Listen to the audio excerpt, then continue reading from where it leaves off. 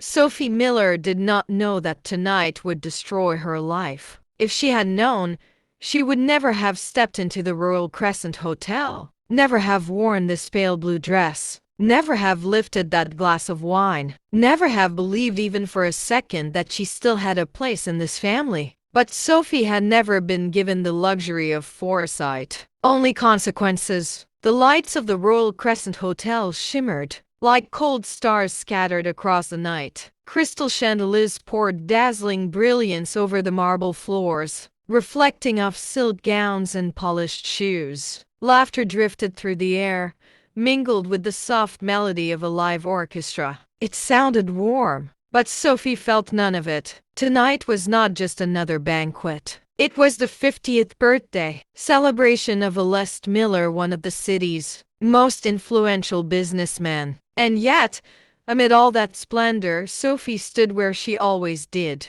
At the edge, she remained near the outskirts of the ballroom, her back straight, her hands clasped tightly in front of her, as if holding herself together required effort. The pale blue dress she wore was modest, almost plain, blending quietly into the background. It wasn't that she didn't own beautiful dresses. She simply didn't dare to wear them. Not in this house. Not in front of Bella. Bella, her half-sister, the daughter of the woman who had replaced Sophie's mother, the pride of the Miller family. Sophie's gaze drifted unwillingly toward the center of the hall. There stood her father. Coldest Miller was tall and composed, silver threading his hair, his expression glowing as guests surrounded him with flattery and congratulations. On his left arm stood Elisa, elegant, poised, the image of a perfect wife. On his right stood Bella, radiant, wrapped in a crimson gown that hugged her flawlessly. Bella smiled with practiced ease, her confidence unmistakable. She looked like she belonged there. They looked like a perfect family. Sophie felt like a mistake, a remnant that should have disappeared long ago. "Miss Miller?" A polite but distant voice pulled her back to reality. A middle-aged woman adorned with diamonds studied her briefly. "Why are you standing all the way over here? You should be closer to your father." Sophie forced a small smile and lowered her gaze. "I didn't want to disturb anyone," she replied softly. The woman nodded absently and turned away almost at once. Moments like this had repeated throughout the night. People acknowledged Sophie out of courtesy. Nothing more. No one truly saw her. No one truly cared, except when they needed someone to blame. From across the room, Bella's eyes landed on her. For just a second, the warmth in Bella's smile vanished, replaced by something colder. "She's still hiding in the corner," Bella murmured as she adjusted her earrings, "just like her useless mother." Elisa followed her gaze, lips curving faintly. "At least she knows not to draw attention." Bella let out a soft laugh. "But tonight, Father's in a good mood. Wouldn't it be a shame if he were disappointed?" Elisa's eyes flickered. "Is everything prepared?" Bella's smile sharpened. "Of course. This time, she won't be able to pretend anymore. Not far away." Alice frowned as he noticed Sophie standing alone. "She never changes," he muttered. "Always timid. Always embarrassing." Elisa placed a gentle hand on his arm. "She may just feel uncomfortable in crowds." Bella added softly, concern dripping from her voice. "Father, sister has always been fragile. Maybe she's afraid she'll make a mistake." Her tone was gentle. Her words were not. Alice's expression darkened. If she truly cared about this family, she would learn how to behave properly in public. Sophie didn't hear them, but somehow she still felt the weight of his disappointment pressing down on her chest. She always did. Later that evening, Bella approached her with a glass of red wine. "Sister," Bella said sweetly, drawing a few curious glances, "why haven't you had a drink with Father?" "It's his birthday." Sophie stiffened. I don't really drink." Bella smiled and pressed the glass into her hand. "Just one sip. Don't let Father think you're being disrespectful." Sophie hesitated, fingers tightening around the stem. Bella leaned closer, her voice dropping. You don't want father to be angry with you again, do you? That sentence broke her. Sophie had spent her entire life trying not to anger him. I'll just take a sip, she murmured. From afar, Elisa watched in silence. Sophie lifted the glass. The wine tasted bitter, strangely bitter. Drink it all, Bella urged gently. A toast to father. So Sophie drank. Every last drop. Bella's lips curved just slightly. At first, nothing happened. Sophie almost laughed at her own nervousness. Then heat surged through her body. Her chest tightened. Her heartbeat spiraled wildly. The ballroom blurred, lights bleeding together as if the floor itself were tilting. Sister? Bella caught her arm. Are you feeling unwell? I don't know, Sophie whispered. Bella's grip tightened. You look pale. Let me help you upstairs. Sophie searched for her father. He had already turned away. He didn't notice. That realization hurt more than the dizziness. At Bella's signal, 2 hotel staff approached. My sister drank too much, Bella said anxiously. Please take her to rest. As they turned, Bella discreetly slipped a thick envelope into one man's hand. Room 1808, she whispered.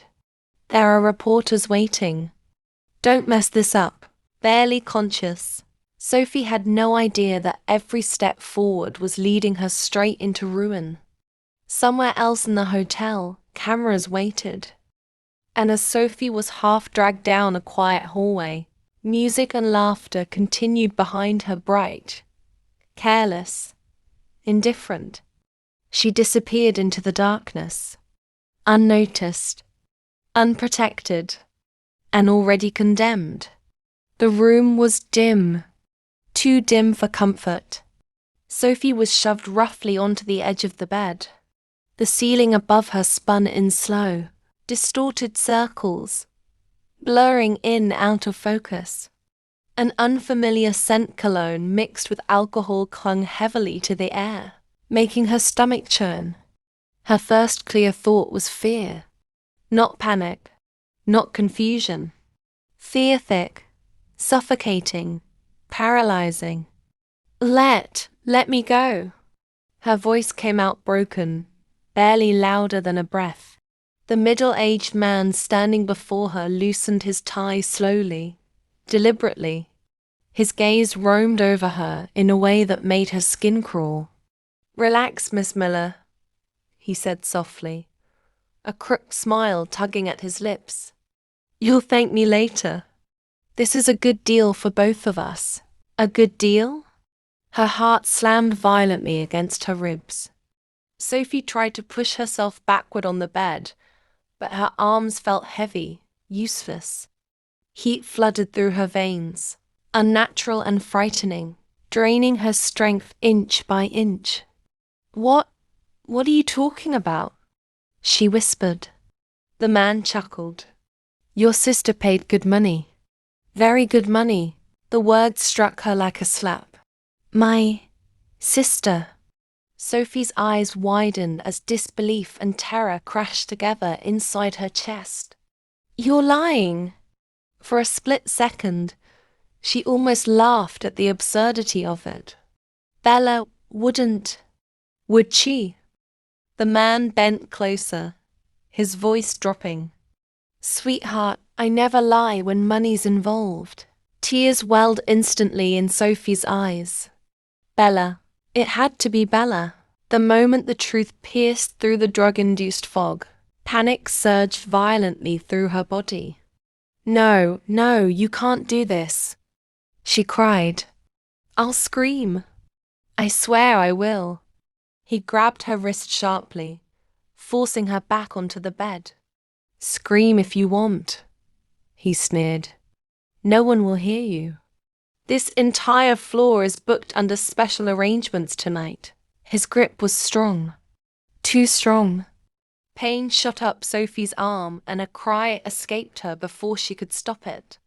Fear was no longer enough. Desperation took over. With the last shred of clarity she had left, Sophie lifted her knee and struck upward with all her strength. The blow landed hard against his thigh. "Damn it!" he cursed, stumbling back. She didn't hesitate. The instant his grip loosened, Sophie scrambled off the bed. Her legs shook violently beneath her, every step feeling as though she were running through deep water. She headed for the door. "Stop her!" The man lunged. Her fingers barely brushed the doorknob before a fistful of her hair was yanked backward. A sharp, burning pain exploded across her scalp. She screamed. Not politely, not quietly. Real, broken screams tore from her throat. "Let me go," she sobbed. The drug slowed everything, blurred the edges of reality, but the terror was brutally real. She twisted wildly, blindly grabbing for anything. Her fingers closed around a glass on the table. Without thinking, she smashed it backward. Glass shattered. A roar of pain followed. "Crazy bitch!" Blood streaked down his cheek. His grip loosened just enough. That was all she needed. Sophie tore free, flung the door open, and ran. The corridor of shadows. The hotel hallway stretched endlessly before her. Lights blurred into streaks of gold and white. Her lungs burned. Her heartbeat thundered so loudly it drowned out all thought. Behind her, furious footsteps echoed. "You think you can escape?" The man shouted. "Come back here." She didn't look back. She couldn't. Her entire world narrowed to one instinct. Run. Doors lined both sides of the hallway, identical and endless. Which one was safe? Her vision swam again. The drug was still inside her blood, gnawing away at her strength. Her knees buckled, and she nearly collapsed, but she forced herself upright. I can't stop," she whispered through tears. Then she saw it. Room 1810. She didn't think. She didn't hesitate. She turned the handle, stumbled inside, slammed the door shut, and locked it with shaking hands. Her back slid down against the door as she collapsed onto the floor, gasping for breath. For one fragile moment, silence. She pressed both hands over her mouth, choking back sobs as adrenaline fought the drug in her veins. I'm safe,